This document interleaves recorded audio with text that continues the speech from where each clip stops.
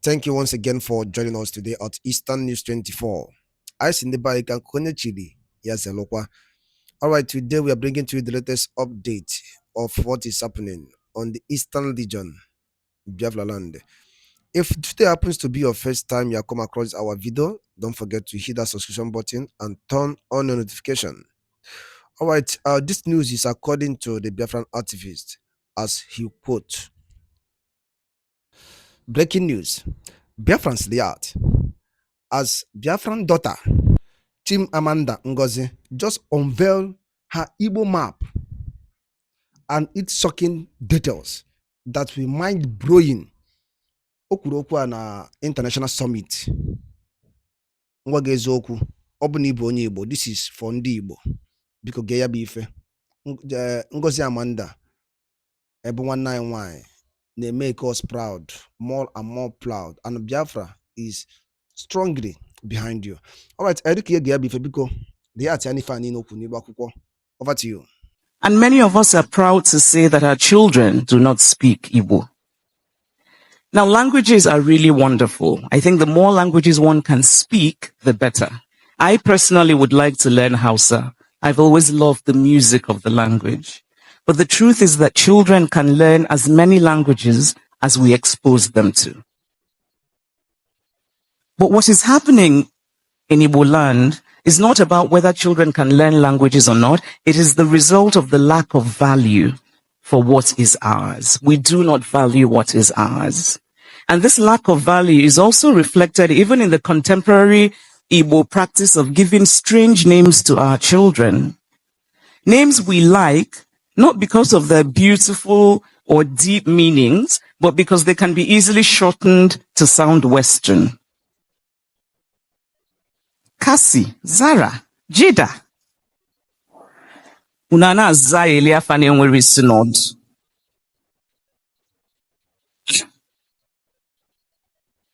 If any of you have those names, I won't blame you. It's your parents I blame.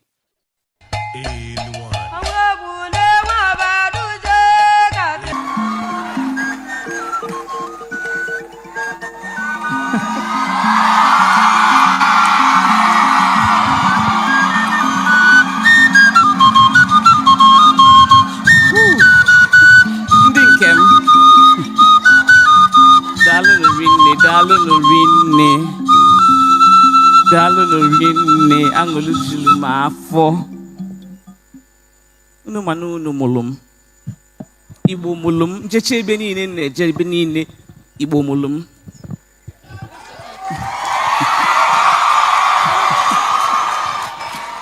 Thank you so much for being here. Thank you so much. This is tough. Okay.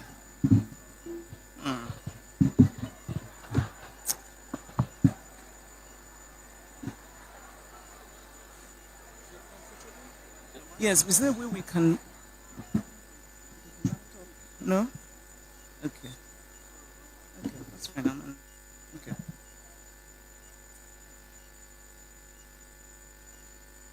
Again, good evening to everybody.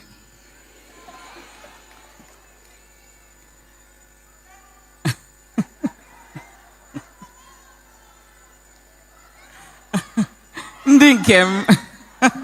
Ekenekwa munu. Ekenekwa mundinkem. Dalunu rinne. Thank you so much for being here. And I have to apologize for being late. Biko na emekwa na kansi me. Obono biko no. I'm very sorry. Obono no we fu no get me na 5 biko bido no na 5. Nke a bụ mistake am metata. So I'm very happy to be here again. Good evening. Thank you all for being here. And I want to start by thanking the Center for Memories because they're doing the essential work of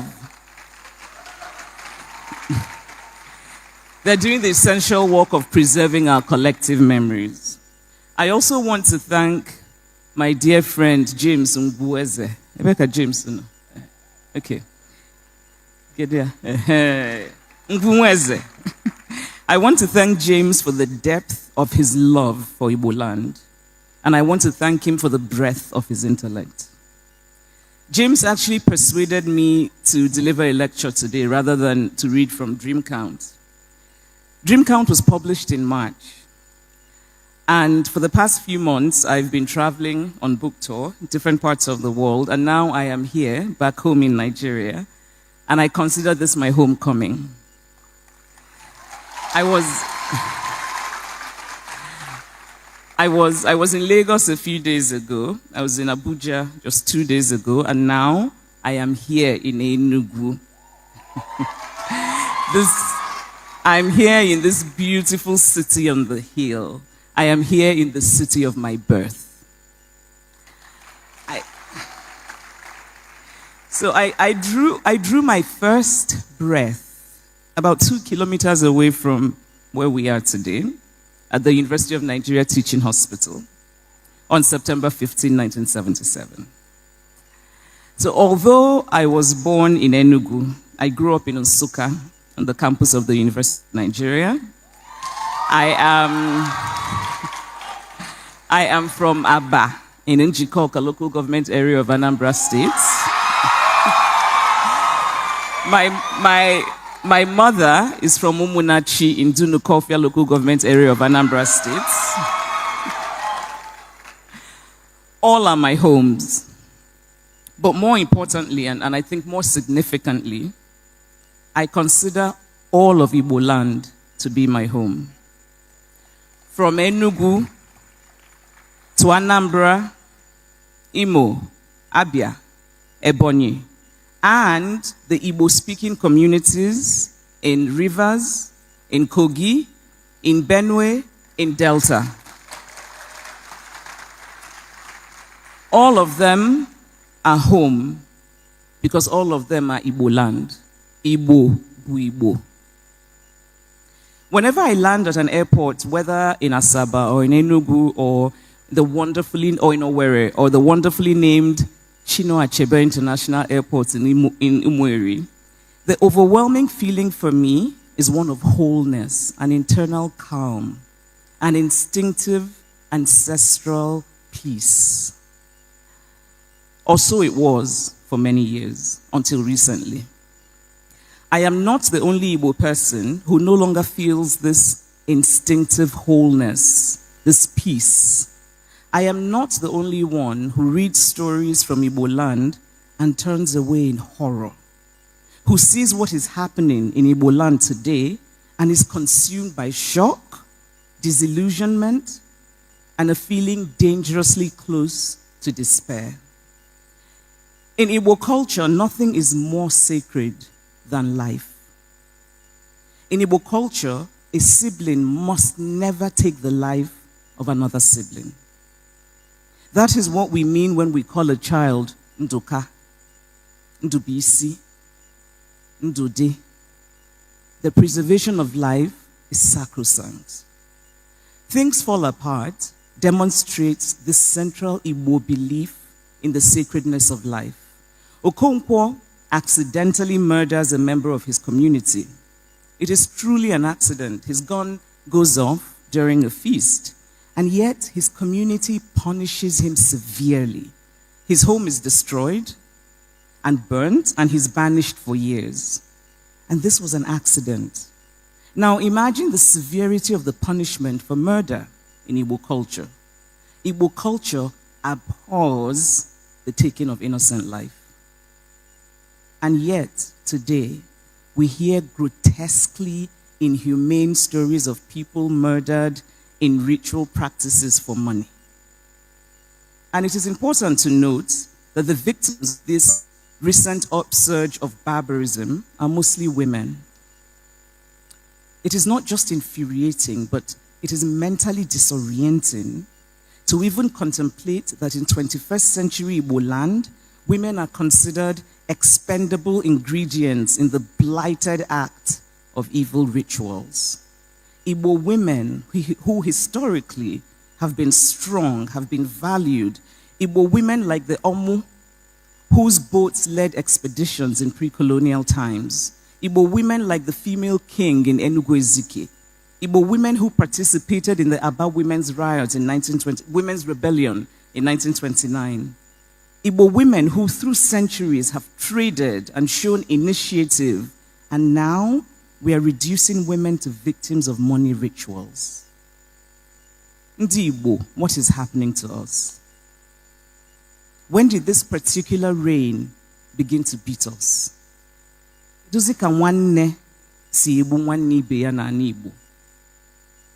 When we hear of Igbo people randomly murdering other Igbo people, the instinct is disbelief. Are these stories true? They cannot be true. But they are true. How can they be true? How can they be happening among one of the great early civilizations in West Africa? The home of the Leja iron smelting that dates back to 2000 BC. Ibuku bronze with its muted extravagance that dates back to the 9th century AD. The home of the fabled Nri kingdom of the 10th century. How can this be happening among a people traditionally known for greatness and for achievement and for hard work? How can this happen among Igbo people who have long been known for the interesting dualism at the center of their culture, one of individualism on one hand and the other of a communal ethic? Igbo people who are known for gathering together to help one another. In the words of a missionary who visited Igbo land in the late 19th century, the Igbo people show an unbending sense of justice and a surprising intelligence. Now let us ignore that surprising.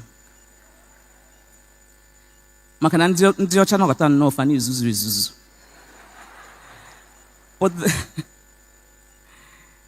the larger point is that Igbo people have long been known for greatness. And yet today, Igbo land is in disarray.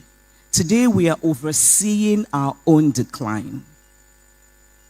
There are, of course, the smaller desecrations that we have wrought on ourselves in the past 30, 40 years, one of which concerns the Igbo language.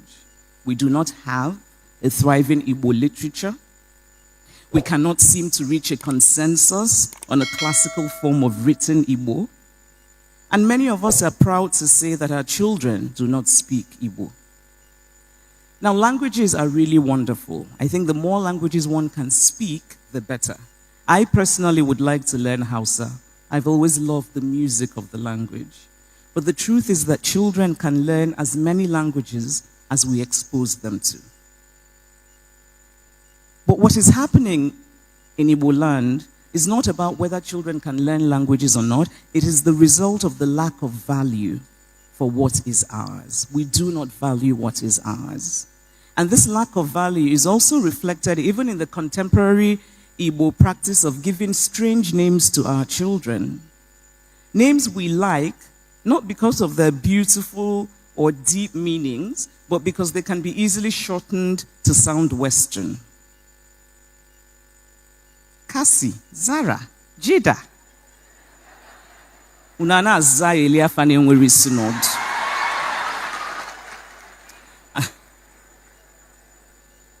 If any of you have those names, I won't blame you. It's your parents I blame. But as an aside, I've noticed during my book signings, and I've done many book signings, but particularly the ones here in Nigeria, I've noticed that many of my Yoruba fans who come to have their book signed and they tell me their names, they always say very proudly their full names. Oluwatobilola. And I have to tell you, I find this deeply admirable, but also I feel a kind of whimsical sadness because that almost never happens with my Igbo fans. Ndizara Nakasi.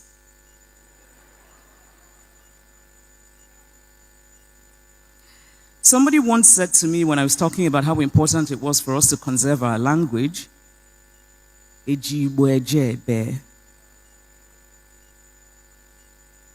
not only is that an example of remarkable stupidity, but we must remember that human needs are not merely material. So this person was talking about, I don't want my child to learn Igbo. Igbo will confuse my child. My child will not get a good job. But human needs are not merely material. We must feed our bodies, of course. We must think about what will give us a good job. But our souls must also be fed. And it is dignity that feeds our souls. So the country of Iceland has about 400,000 people, a very tiny country, but they put so much effort into preserving their language. I've never heard an Icelandic person, the few times I've visited, say something like, Eji Icelandic ejebe. And Ireland, the Irish language, which was in decline under English rule, recently, the Irish government has put a lot of effort into reviving the Irish language. The Irish language is spoken only in Ireland. The Irish language is not really a language that is going to get the Irish people international jobs, but they're preserving it. They're preserving it, and that act of preservation is an act of love, it is an act of value, it is an act of dignity. And so to anyone who says, Ejibwejebe, not only are you lacking in intelligence, sorry, but this is true, you must also remember that we must feed our souls with dignity. And so while all of these issues, language, names, are significant, we must focus now on the large fire that is burning up Igbo land. Ndi Igbo ka anyị teta n'ụla. Let us wake up. Ife emebigo na ani Igbo. As Igbo people, we often speak of political marginalization. Whenever you're gathered among Igbo people, the next thing you hear is marginalization. They're marginalizing us. We should talk about marginalization. I think any honest assessment of Nigerian history since 1970 must acknowledge the political marginalization that Igbo people have suffered. But it is time to suspend the subject of marginalization until we have cleaned house. We are giving those who want to marginalize us even more reasons to justify that marginalization. We must first clean house. Part of that house cleaning must involve a concerted return to unity. We must unite. We must unite. Unity is not the absence of difference. Unity does not mean that we all agree on everything. Unity means a decision to come together for a greater goal despite our differences. Unity is a beautiful act of sheer will. Unity is an act of intelligence. Unity comes from the ability to think lucidly. If all of the governors of the Igbo-speaking states and all of the senators from the Igbo states decided to come together in unity and put away party affiliations, it would confer on Igbo land a great bargaining power for policies that will benefit all of Igbo land. Different ethnic groups in multi-ethnic countries across the world all engage in this kind of political bargaining. But for this to happen for Igbo land, there must be unity. But first, I want to return to what I said earlier, Igbo, bu Igbo. The contemporary distinctions we often make today about Igbo identity, they're not cultural identities, they're political identities. There's a difference between a cultural identity and a political identity. When we say somebody is Delta Igbo, it is a political identity. It is not a cultural identity. Igbo-speaking peoples are one nation, one language, with different dialects. All languages have dialects. A dialect is not a language. So let us use Germany as an example. Germanic tribes have existed for centuries in Western Europe, but it was only relatively recently in the 19th century that these Germanic tribes decided to come together with the different dialects of the same language, German, and they united to form what we now know as the modern German state. Political identities are acts of political expediency. They're transient, they're fleeting, and they're hollow at the core. But cultural identities come from shared language, shared traditions, shared ideals. All Igbo peoples are Igbo. Nobody is more Igbo than another. Igbo bu Igbo.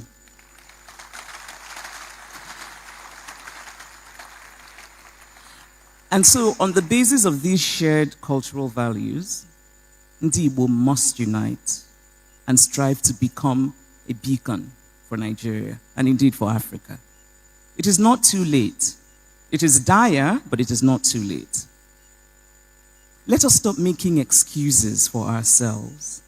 Don't say that poverty is the reason that we are sliding into this barbarism. Poverty is not the reason. Igbo land was not rich in the 1900s. We were poor, and yet we did not worship money in this way. We did not slide into barbarism. We did not kill one another.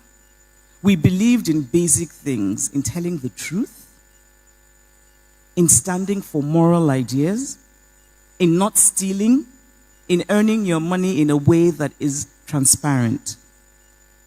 And by the way, the world today is full of cultures and peoples who are poor, and yet they maintain their values, and yet they do not descend into a doomed abyss of evil. For that is indeed the most appropriate word for the disregard for human life that is happening in Igbo land today. Evil. Ndi Igbo, let us wake up. Kaiteta nola. Let us refuse to participate. Refuse to celebrate money whose source you do not know. Let us celebrate alternative things. Let us celebrate knowledge. Let us celebrate scholarship. Let us celebrate hard work. Let us celebrate community. We must remember that we are a great people. We have to remember that we are people who make remarkable sacrifices to live their dreams wherever they find themselves. We are people who have mastered the art of surviving the most unaccustomed parts of the earth. Let us not forget the wonderful, unique apprenticeship system that we have, Mwa boy. Often we forget the Mwa girl, where young women learn things like sewing from women, and the wonderful and unique rituals and expectations that those involve. Ndi Igbo, let us remember who we really are. We cannot become untethered from the harness of our proud and beautiful history and heritage. Igbo must once again mean what it truly means. Not selfishness, but community. Not violence, but a fierce desire to succeed through hard work, diligence, honesty, truth-telling.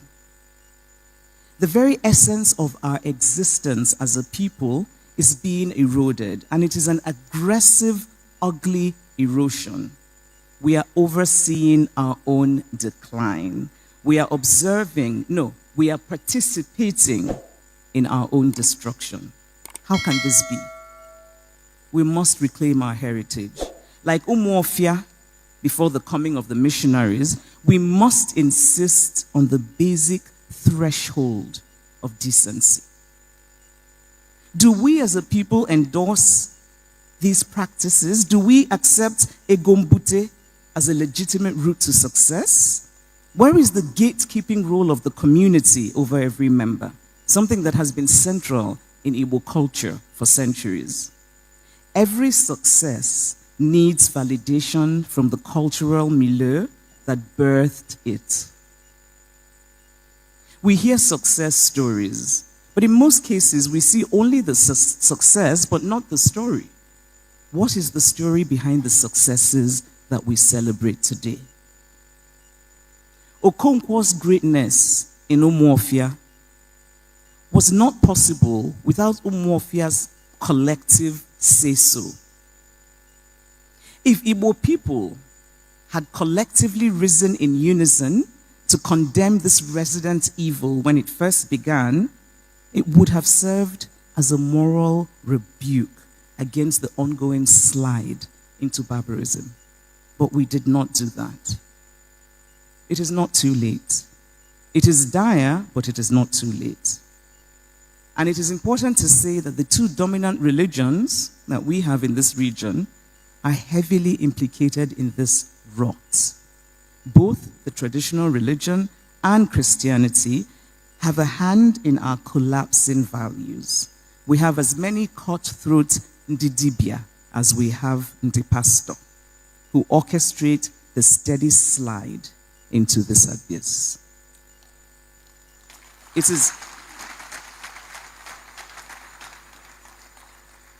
It is time to clean house. We should not accept what is happening. If there are those who seek to destroy us, we should not help them. We should not arm ourselves with guns. We should arm ourselves with a return to values. Arm ourselves with knowledge. Arm ourselves with strong sense of justice, morality, fair play. Those are the true Igbo values. It is not too late. We must wake up now. Ndị Igbo, ka anyị teta n'ụla kịta. Let us return. Ndị ba ngwadalụ dị na-enudukwu si wee gee ya bụ ife wetelu n'ụbọchị uruchi nke taa. Anyị ga-anapụ nnukwu nri ya tia gbasịta maka ya bụ ife ndị a niile ụmụnna wetara anyị. Gwa ifu nche n'udo nke unu. Ngwanụ ka emesịa na ụmụnne m.